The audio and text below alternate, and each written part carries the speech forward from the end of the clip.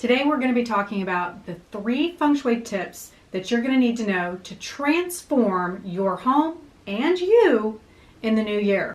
My name is Amanda Gates and I am an interior designer and Feng Shui practitioner.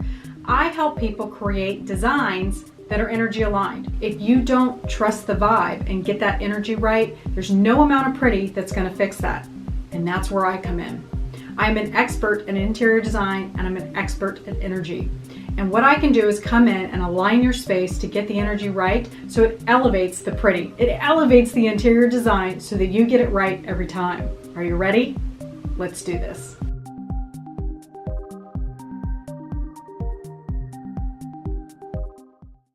What I love about these Feng Shui tips is I feel like a lot of times the adjustments that are out there that you hear about or the things that people suggest are so freaking complicated, right? Or they're so woo. While I do love the woo, I think that these are a little bit more tangible and easy to do and things that really all of us have done in the past and maybe not label them as a Feng Shui adjustment. The cool thing is too is that these 3 tips that I'm offering up will immediately impact you and your environment so that you start seeing results the new year. This is going to be an incredible year, and the reason it's going to be incredible is because 2018 is an 11 universal year. So what does that mean exactly?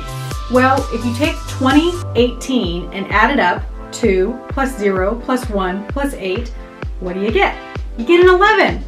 So I've actually been studying numerology for many years, and so an 11 is an incredible number. It's a master number in numerology.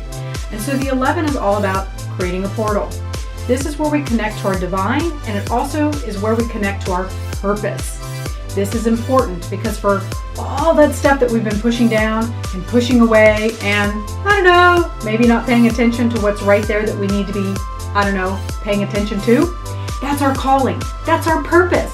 And a lot of us keep shoving that stuff aside for all sorts of reasons, right? We procrastinate because we're fearful. We procrastinate because it's not the right thing to do, or so we think. We procrastinate because we're fearful that what will our friends say? What will our family say? What's going to happen? This is going to be the year where you're not only going to align with your authentic self, but your purpose. You are going to align with why you are here and how you can serve.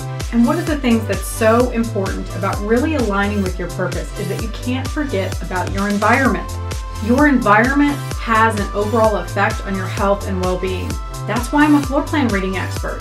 You have to understand that there are things going on in your environment, whether it's at your office or it's in your home, and it affects you. It can cause mood swings, it can cause insomnia, it can cause health issues, and a whole slew of other things. So this year is going to be all about self-care. We're going to start seeing a massive trend going towards this idea of self-care.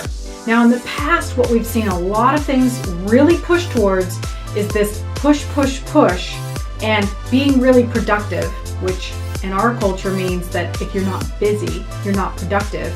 And this is going to be the year where we kind of take a step back. That goes in basically in the back seat. And what we're going to start doing is putting ourselves first.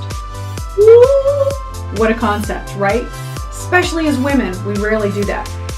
We tend to push, push, push, and we don't pleasure through. And here's the problem with that. Just like nature, we are not born to bloom all year long. We can't always be in that creative, beautiful, amazing space.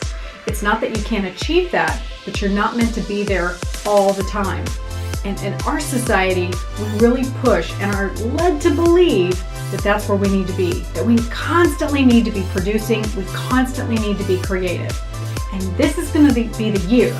This year, 2018, is going to be the year where you're going to kind of have that aha and go, wait a minute, I do deserve to take time.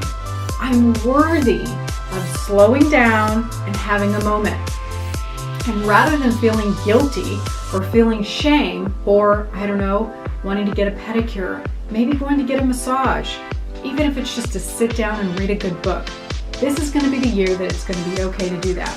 And what we're going to do is I'm going to share with you 3 tips on how to make your environment that's going to promote this idea of self-care.